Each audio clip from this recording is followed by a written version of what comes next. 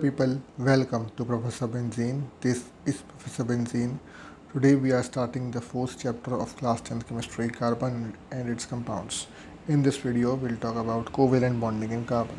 So let's begin. The atomic number of carbon is 6 and its electronic configuration is 2,4. In order to achieve the noble gas configuration, it requires 4 more electrons in its valence shell. Carbon का atomic number 6 होता है तो configuration उसका 2,4 यानी कि पहली shell में 2 electron और दूसरे में 4 इलेक्ट्रॉन। अब आखिरी शेल में आउटर मोस्ट शेल में जो वेंडल्स नोबल गैस कॉन्फ़िगरेशन है उसे अचीव करने के लिए कार्बन को 4 और इलेक्ट्रॉन चाहिए होते हैं in the valence shell. It is difficult for the carbon atom to either gain or lose 4 electrons as it would be difficult to hold extra electrons and would require a lot of energy to remove the 4 electrons. अब Nobel gas configuration achieve करने के लिए या तो carbon 4 electron accept करे या फिर 4 electron loose करे।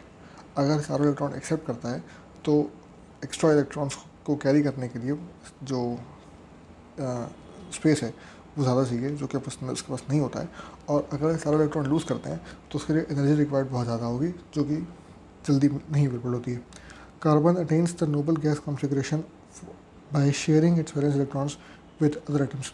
जब इलेक्ट्रॉन गेन भी नहीं कर सकता 4, लूज़ भी नहीं कर सकता 4, तो इन दोनों केसेस में क्या कर सकता है कि शेयरिंग कर सकता है, इसलिए दूसरे एटम्स के साथ इलेक्ट्रॉन शेयर करके अपने आप को स्टेबल करता है।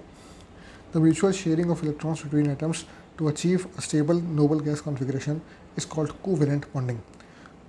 दो अलग अलग एलिमेंट्स के एटम्स के बीच में इलेक्ट्रॉन का शेयर होना so that they both achieve stable noble gas configuration, उसको कहते हैं कोवेलेंट बॉन्डिंग। ये काम कोवेलेंट बॉन्डिंग के थ्रू होता है। Just like carbon atoms of other elements like hydrogen, oxygen, nitrogen, chlorine also show sharing of valence electrons. यानी कि कार्बन की तरह ही हाइड्रोजन, ऑक्सीजन, नाइट्रोजन, क्लोरीन जैसे दूसरे एलिमेंट भी कोवेलेंट बॉन्डिंग करते हैं। कोवेलेंट बॉन्डिंग में बेसिकली नॉर्मल बॉन्डिंग में क्या होता है कि एक जो एलिमेंट है वो अपने इलेक्ट्रॉन लूज़ करता है और दूसरा गेन करता है, वहाँ पे इलेक्ट्रॉन ट्रांसफ़र होता है। लेकिन कोवेलेंट बॉन्डिंग में दोनों ही जो एटम्स हैं वो अपने इलेक्ट्रॉन्स शेयर करते हैं, यानी कि अपना इलेक्ट्रॉन अपने पास भी रहेगा और दूसरे को भी मिलेगा, और दूसरे का इलेक्ट्रॉन अपने को मिलेगा लेकिन उसके पास भी रहेगा। इस तरीके से कार्बन और बाकी कुछ एलिमेंट्स जो एग्जांपल दिए वो बॉन्डिंग करते हैं, उसको बोलते हैं कोवेलेंट बॉन्डिंग।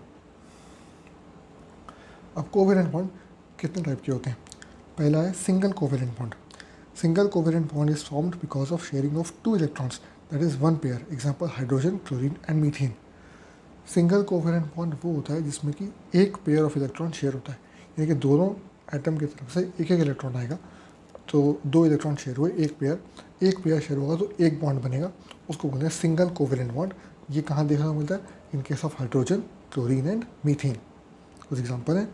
दूसरा आता है double covalent bond. Double covalent bond is formed by sharing of 4 electrons, it is 2 pairs, example oxygen molecule, carbon dioxide molecule etcetera. जब 2 पेयर शेयर हो रहे हैं, यानी कि दोनों एटम्स की तरफ से 2 इलेक्ट्रॉन्स आएंगे तो 2 पेयर शेयर होंगे, इस केस में 2 बॉन्ड बनेंगे, उसको बोलते हैं डबल कोवेलेंट बॉन्ड। और ये कहाँ देखने को मिलता है? इन case of oxygen molecule and carbon dioxide molecule, O double bond C double bond O। तीसरा आता है triple covalent bond. Triple covalent bond is form because of the sharing of 6 electrons, that is 3 pairs of electron, example in nitrogen and C2H2 is ethyne. जब 3 pair यानी कि 6 electron share हो रहे हैं, दोनों एटम से 3 इलेक्ट्रॉन आ रहे हैं और उनकी आपस में बॉन्डिंग हो रही है, तो बनता है ट्रिपल कोवेलेंट बॉन्ड, यानी कि 3 बॉन्ड्स बनते हैं। ये कहाँ देखने को मिलता है? इन case of nitrogen N triple bond N and C2H2 ethyne, यानी कि CH ट्रिपल बॉन्ड HC, इस केस में भी ट्रिपल बॉन्ड बनता है, ट्रिपल कोवेलेंट बॉन्ड। अब इसको डायग्राम से अगर समझ लें तो H हाइड्रोजन के केस में H है, उसके पास एक इलेक्ट्रॉन है, 2 H एटम, दोनों के पास एक एक इलेक्ट्रॉन, आपस में शेयरिंग हो जाएगी, 2 इलेक्ट्रॉन शेयर हुए, एक बॉन्ड बनेगा H, single bond H। Oxygen के केस में, ऑक्सीजन का केस है तो उसमें 6 इलेक्ट्रॉन आउटर मोस्ट शेल में, दोनों के 6 इलेक्ट्रॉन हमने शो किए और 2 इलेक्ट्रॉन शेयर कर लिए दोनों ने आपस में, तो दोनों के पास 4 इलेक्ट्रॉन पूरे हुए, 2 इलेक्ट्रॉन शेयर हुए दोनों की तरफ से, इसलिए 2 बॉन्ड बनेंगे, तो O double bond O। In case of nitrogen, outermost shell में 5 इलेक्ट्रॉन है दोनों के पास, 5 में से 3 इलेक्ट्रॉन दोनों ने शेयर किए, तो अब दोनों के पास 8 इलेक्ट्रॉन्स हो गए, तो दोनों स्टेबल हो गए। N ट्रिपल बॉन्ड है, 3 पेयर 3 बॉन्ड बनेंगे और ये इस तरीके से बॉन्डिंग करेगा। नेक्स्ट आता है प्रॉपर्टीज़ ऑफ कोवेलेंट बॉन्ड्स। तो कोवेलेंट बॉन्ड बनती कैसे आपने देख लिया, अब इसकी प्रॉपर्टीज़ क्या होती हैं। Covalently bonded molecules have low melting and boiling points. Covalent bonding से बने हुए मॉलिक्यूल जो हैं उनका मेल्टिंग और बॉइलिंग पॉइंट लो होता है। Comparatively weaker intermolecular forces unlike ionic compounds. Ionic compound के कंपैरिजन में जो इंटरमॉलिक्यूलर फोर्सेस है वो वीकर होती है, यानी कि बॉन्ड ज़्यादा मजबूत नहीं होता है, मेल्टिंग बॉइलिंग पॉइंट भी कम होता है और इंटरमॉलिक्यूलर फोर्सेस भी कमज़ोर होती हैं। These molecules are generally poor conductors of electricity since no charged particles are formed. In case में कोई भी चार्ज पार्टिकल नहीं बनता है, यानी कि इलेक्ट्रॉन शेयर हो गए, किसी को इलेक्ट्रॉन मिला नहीं, किसी ने इलेक्ट्रॉन दिया नहीं, ना पॉजिटिव चार्ज आएगा ना ही नेगेटिव चार्ज आएगा, कोई चार्ज नहीं आया और फ्री इलेक्ट्रॉन्स अवेलेबल नहीं होते। इसलिए कोवेलेंट बॉन्ड से बने हुए जो कंपाउंड हैं those are electrically poor conductors of electricity, मतलब कि कंडक्शन नहीं होता उसमें। कार्बन की कुछ प्रॉपर्टीज़ हैं खास जिनकी वजह से उसके कंपाउंड ज़्यादा बनते हैं। क्या है? पहला है catenation. It is the property of carbon atom to form bond with other atoms of carbon. Carbon के ही अदर एटम के साथ बॉन्डिंग करने की कार्बन की प्रॉपर्टी को बोलते हैं कैटिनेशन।